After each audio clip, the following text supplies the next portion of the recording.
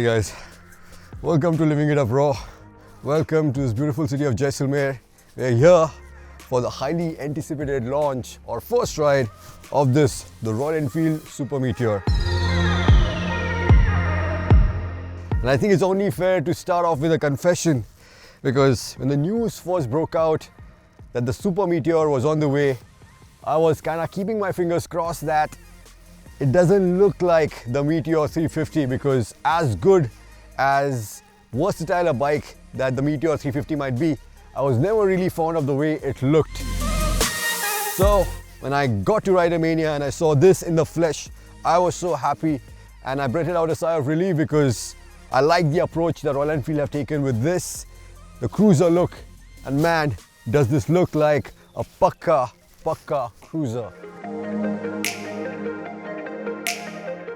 So you have now a raked out front, you have a massive 1500mm wheelbase, you have a 19-inch front, you have a 16-inch rear. At the back you have a 150 section tire which looks really good. And of course you have forward set pegs and upright upswept handlebar, so that you're sitting in a really relaxed, laid back position as you should on a cruiser. And as Royal Enfield is pitching this as a more premium product, you also have some really premium bits on it, starting with the suspension. This is the first time, to the best of my knowledge, that I'm seeing upside down forks on a Royal Enfield. These are Showa's big piston upside down forks. You also have a bigger 15.7 litre tank. You get the tripper navigation as standard. This is the first time ever that we are seeing a full LED headlight on a Royal Enfield. Even the switches are metal. You have adjustable brake and clutch levers. On the engine front, this is the same engine that we have seen on the Interceptor. Makes similar power, similar torque. There are some variation there because the intake and the exhaust have clearly been changed, so the mapping is a little bit different. The state of tune is a little bit different.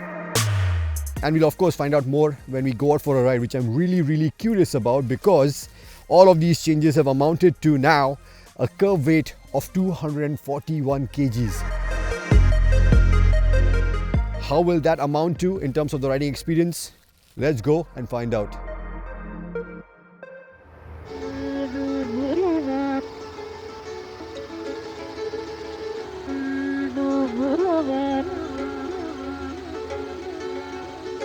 Man, what a place this. What a day and what a ride. Where do I start? Of course with the highlight. I mean, it just takes a few kilometers and you're again completely smitten by just how sweet that engine is. I mean, it's so smooth, it's so refined. There are a few vibes in the higher revs, but I mean, even the 6th gear, you can do 140, 150 without any vibration. I guess at that point, the only thing you have to worry about is the wind blast, but the engine is superb. I love the throttle response. Even the 6th gear, when you get on the gas, it goes. Such a wide power band. And I also love the changes they have made to the intake and the exhaust, because the intake howl now is so addictive. Every time you get on the gas, that sound just enhances the entire experience. Again, so much torque low down, which has kept intact the tractability. So you can ride around everywhere in the 3rd gear. You can go over speed bumps without even needing to downshift. Just get on the gas and see the engine spin up so smoothly, without any juddering. Another thing which works really well with the engine now is the 6-speed transmission. I feel this unit is a lot more slick, a lot more precise to operate compared to the one on the Interceptor. So it doesn't matter if you're in a mood to just cruise or to flog the engine, the gearbox makes the entire experience a lot more engaging. I was also quite impressed with the braking. So you have a 320mm disc at the front, just like on the Interceptor. At the back, you have a big 300mm disc.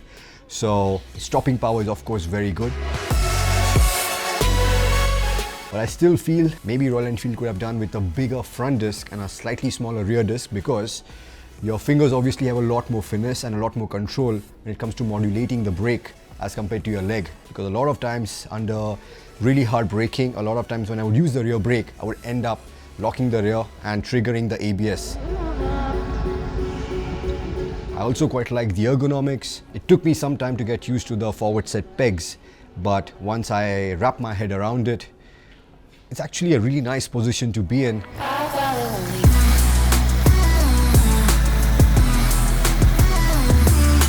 The handlebar comes to you. The seat, even though it doesn't really look the part, has really good padding. I mean, between yesterday and today we did almost 700 kilometers and the seat was superb.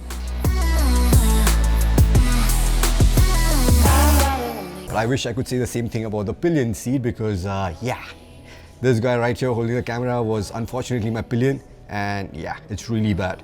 So if you're planning on buying this motorcycle and doing long tours two up, I definitely recommend going for a touring seat because it's a lot more comfortable. We tried it today, and it also comes with a backrest which offers really good support for your pillion.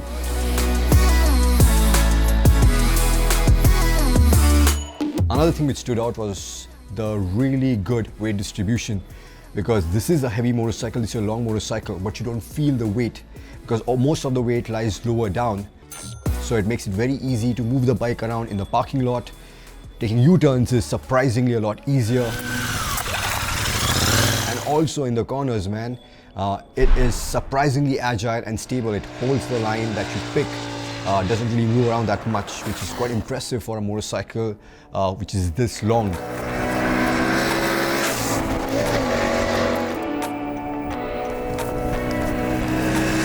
But I think the sportiness has come at the cost of ride quality. I think that is the Achilles heel of the Super Meteor.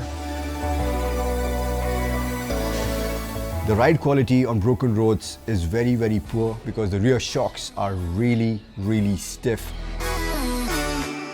We tried adding a little bit of preload today, but it did not really help much, and there's very little damping going over poor roads. That's something where I feel Royal Enfield could have done better in terms of the balance between sportiness and comfort. They could have earned more towards the comfort side, especially considering that this is a cruiser.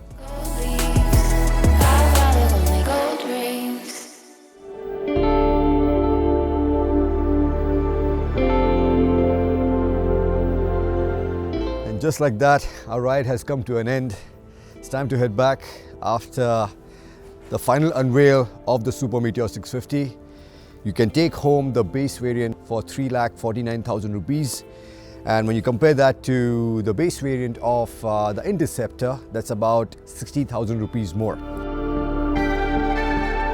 This was done intentionally by Royal Enfield because when they decided to launch the Super Meteor or even start working on the Super Meteor, they intended to make it their flagship product, their most premium offering yet.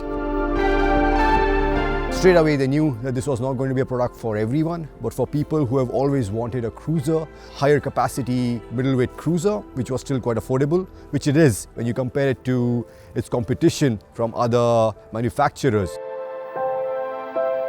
Yes, this is a premium offering. You can see that in the higher componentry, in the Showa upside down big piston forks. You have a much bigger rear disc. Even the fit and finish, all the metal parts which have been used gives it a very premium look. But it's still not a complete motorcycle because the rear shock still needs to be a little more compliant to complete what is a truly impressive offering from Royal Enfield. Not perfect, but very, very close. And I think with slightly more competitive pricing, I think that would have then seen the Super Meteor get the same kind of response as, say, the Interceptor, and get more people into the showroom and give the motorcycle a shot, you know, because a lot of people like me, a lot of the journalists who came here, they had a lot of skepticism coming into this first ride, and we came back after the ride very, very impressed looking at just how well put together the motorcycle is. Let me know what you think of the motorcycle. If you have any more questions, hit them up in the comment section below. I'll get back to you as soon as I can. Until then, of course, like, subscribe so that you enjoy more such content on Living It Up. Ciao.